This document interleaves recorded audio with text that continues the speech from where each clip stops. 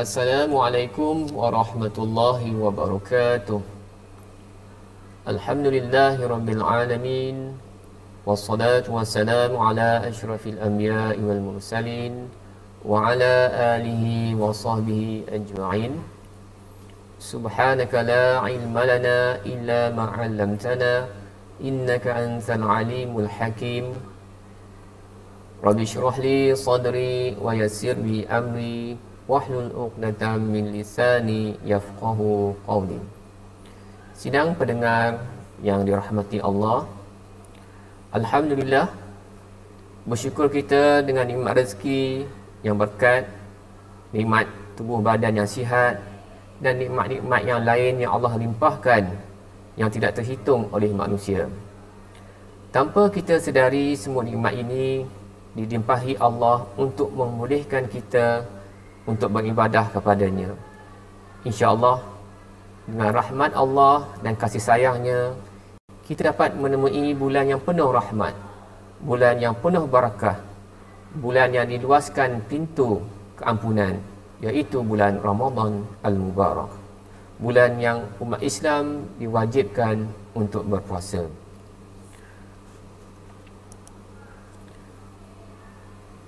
Dalam pertemuan kita pada pagi ini, ingin saya menerangkan tentang pengertian puasa. Puasa iaitu menahan diri daripada makan dan minum serta perkara-perkara yang membatalkan puasa, bermula daripada terbit fajar hingga terbenam matahari berserta niat dan syarat-syarat tertentu. Pengertian Ramadan. Pengertian Ramadan bermaksud artinya sangat panas. Dinamakan Ramadan kerana di tanah Arab ketika dulu cuaca yang sangat panas, sehingga sewaktu keluar berjalan di padang pasir tanpa alas kaki boleh menyebabkan kaki kita melecur kepanasan. Di samping itu juga pahala orang yang berpuasa boleh membakar dosa-dosa yang lalu. Menurut kelompok lain, Ramadan berasal daripada perkataan Ar-Ramadah, iaitu panas yang menyengat. Kelompok ini mengaitkan makna dengan ayat Ramadan qadamhu al-ittaraqa min shiddah al-bab. Maksudnya, ayat ini adalah telapak kakinya terpanggang ataupun secara lebih tepat, telapak kakinya terbakar kerana panas yang menyengat. Puasa digelar begitu kerana selama berpuasa terasa panas akibat lapar dan dahaga. Sejarah puasa.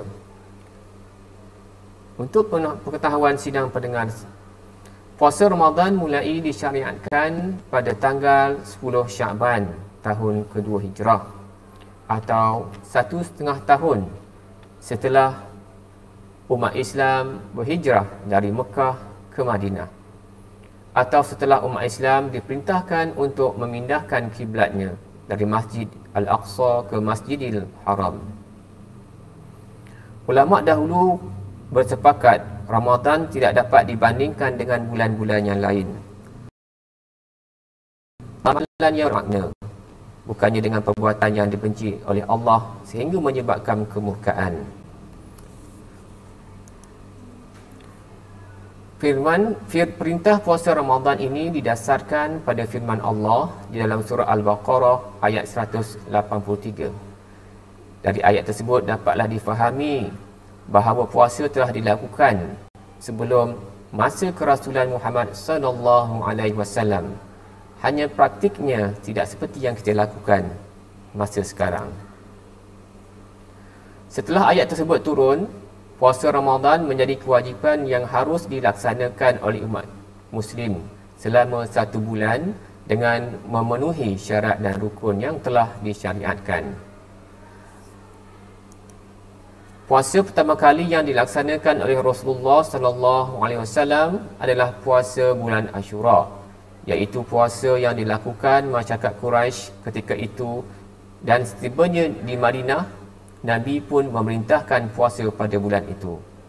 Setelah turunnya perintah berpuasa pada bulan Ramadan, Allah memerintahkan para sahabat untuk melaksanakan puasa di bulan Ramadan. A'udzubillahi minasyaitonirrajim. Ya ayyuhallazina amanu kutiba alaikumusiyam kama kutiba alal ladzina min qablikum la'allakum tattaqun. Firman Allah, wahai orang yang beriman, telah diwajibkan ke atas kamu berpuasa sebagaimana diwajibkan ke atas mereka yang terdahulu, mudah-mudahan kamu bertakwa. Surah Al-Baqarah ayat 183.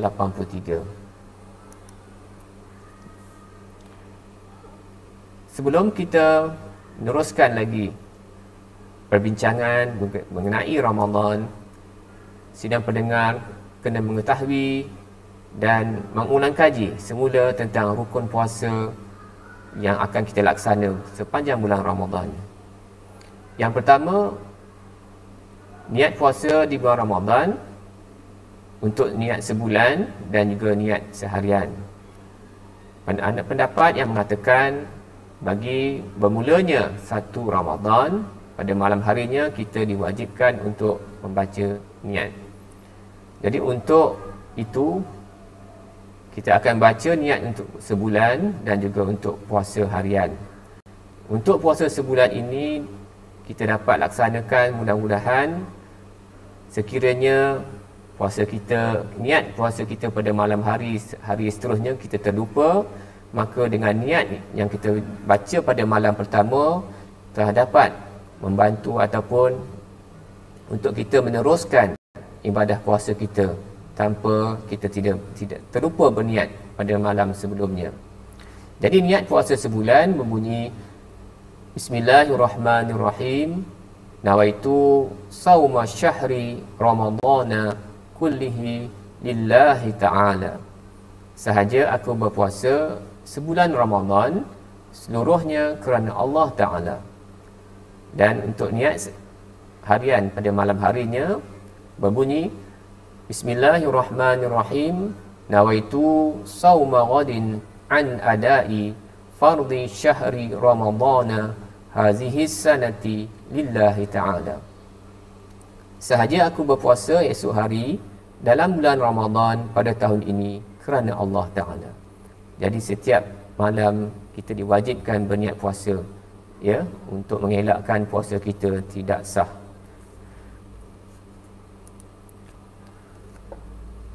Perkara yang kedua iaitu rukun puasa, iaitu menahan diri daripada perkara-perkara yang membatalkan puasa.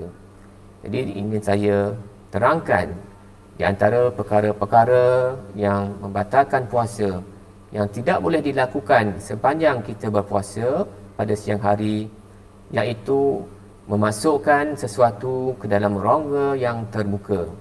Masuk rongga yang terbuka di dalam panca indera tubuh manusia, iaitu di rongga telinga, ruangan mulut yang terbuka dan juga hidung. Dilarang sama sekali memasukkan sesuatu, ya, kita contohnya, ya, mengorek telinga, ya, memasukkan sesuatu dalam mulut sehingga boleh mendatangkan atau menyebabkan kita boleh termuntah. Begitu juga, ya, masukkan sesuatu dalam rongga hidung.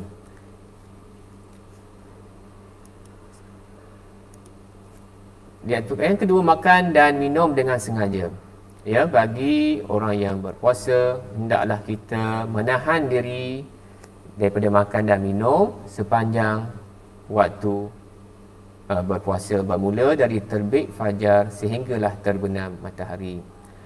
Sekiranya pada hari pertama kita terlupa, ya, kerana kebiasaan kita pada siang hari ini kita makan dan minum, oleh kerana kita terlupa, ya, bukan niat untuk kita saja berbuka puasa, maka puasa kita diterima. Tapi seandainya kalau sengaja kita, ya, berbuka dengan makan dan minum, maka puasa kita akan terbatal. Yang ketiga perkara yang batalkan puasa iaitu muntah dengan sengaja. Muntah dengan sengaja bukan disebabkan sakit ataupun perjalanan menaiki kenderaan pergi ke satu tempat yang jauh, ya, tiba-tiba kita termuntah tanpa kita dapat mengawal rasa muntah tersebut. Ya.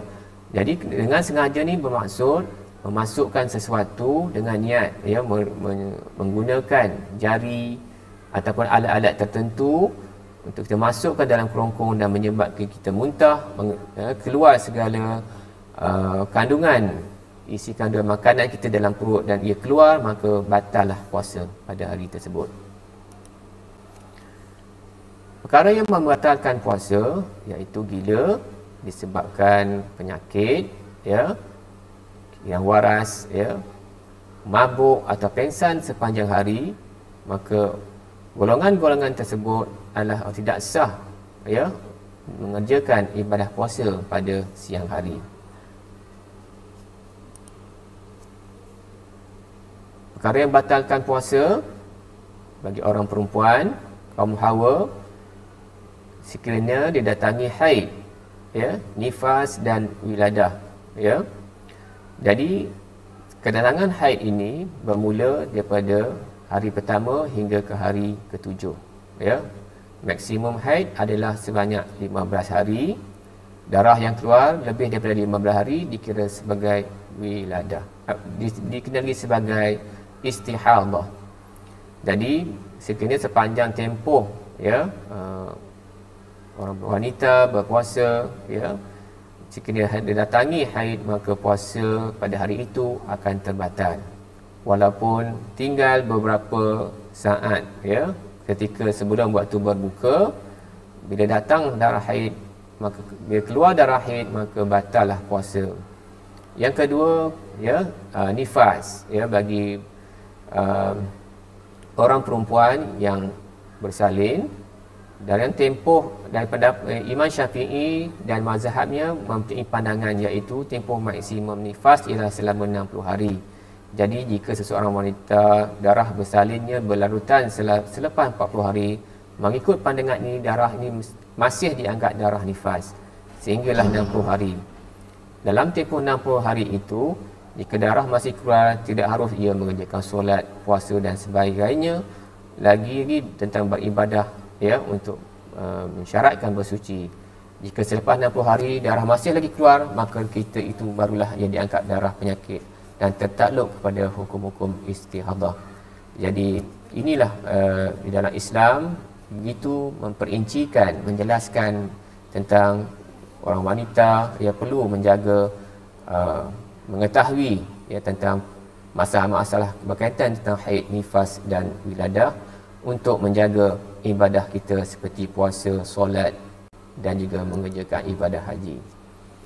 Mengeluarkan air mani dengan sengaja, ya, dengan sama ada dengan melakukan perbuatan dengan menggunakan tangan, sehingga kita keluar air mani, maka batallah puasanya. Melakukan jima' persetubuhan di siang hari bagi pasangan suami isteri, ya, sekiranya berlaku, ya, perbuatan melakukan perhubungan jima', maka puasa akan batal. Manakala akan dikenakan kifarah atau denda, ya, di mana di dalam ketetapan, ya, mana orang yang melakukan hubungan jima' atau persetubuhan di siang hari, mereka dihendaki pertamanya memerdekakan hamba, yang kedua berpuasa selama 2 bulan berturut-turut, dan yang sekiranya tidak mampu untuk mengerjakan puasa 2 bulan berturut-turut, hendaklah memberi makan kepada orang miskin sebanyak 60 orang, ya. Itu dia denda yang amat berat bagi yang melanggar, ya, pantang larang di dalam ibadah, mengerjakan ibadah puasa. Dan yang terakhir iaitu murtad, ya. Murtad bermaksud keluar Islam, ya. Sekiranya kita berpuasa, ya, tiba-tiba, ya, dengan niat, ya, menukar agama, ya, agama selain pada agama Islam, ya, maka hukumnya bagi orang yang menukar agama ketika itu, maka puasa yang dilaksanakan maka akan terbatal dengan sendirinya. Kelebihan orang berpuasa, sabda Rasulullah sallallahu alaihi wasallam, di antaranya 3 golongan yang tidak ditolak doa mereka orang yang berpuasa sehingga ia berbuka, pemerintah yang adil, dan doa mereka yang dizalimi. Sebagai persediaan ya di dalam mengerjakan ibadah puasa, di dalam hadis Rasulullah sallallahu alaihi wasallam yang berbunyi sumu tasihu, berpuasalah kamu nescaya kamu akan sihat. Sama-samalah kita memenuhi Ramadan dengan menambah amal ibadah, merebut fadilat pahala dan ganjaran yang dijanjikan oleh Allah. Sebagai persediaan persiapan kita sesama untuk menyambut Ramadan, pertama, perbanyakkanlah doa agar kita diberikan usaha yang sihat supaya menyempurnakan sebanyak ibadah. Yang kedua, perbanyakkan beristighfar, memohon keampunan ilahi atas segala dosa yang kita lakukan, sama ada sedar atau tanpa kita sedari, sengaja atau tidak sengaja, agar hati dan jiwa kita sebersih kain putih ketika melangkah masuk di bulan Ramadan. Yang ketiga, persediaan mengulang kaji, memahami dan menghayati hukum hakam berkaitan pelbagai ibadah yang dianjurkan untuk dilaksanakan sepanjang Ramadan agar kualiti ibadah dapat ditingkatkan. Yang keempat, memastikan kecergasan jasmani dengan menjaga kesihatan, melakukan riyadhah dan mengamalkan pemakanan yang berkhasiat daging seimbang. Yang kelima, menyediakan minda dan mengukuhkan keyakinan bahawa perintah puasa yang merupakan ujian daripada Allah Subhanahu Wa Taala. Umat Islam juga dinasihatkan merancang ibadah puasa yang mahu dilaksanakan sepanjang bulan Ramadan dengan mengimbasi perkara-perkara yang berikut. Yang pertama, mengambil iktibar amalan Rasulullah sallallahu alaihi wasallam, para sahabat dan keluarga baginda yang menghidupkan Ramadan dengan menambah ibadah seperti bersolat sunat, membaca Al-Quran, berzikir, berjamaah di masjid dan berqiyamul lail. Di antara perkara sunat sepanjang Ramadan, yang pertamanya ketika saat kita bersahur, hendaklah kita mengakhirkan bersahur, iaitu kira-kira sebelum berkumandangnya azan subuh. Kerana sekiranya kita tidak bersahur, maka akan menyebabkan badan kita akan rasa keletihan, rasa kelaparan sepanjang seharian kita menjalani ibadah berpuasa. Dan juga kita digalakkan untuk berbuka dengan berbuka. Apabila sampai masuk azan maghrib, maka hendaklah kita berbuka dengan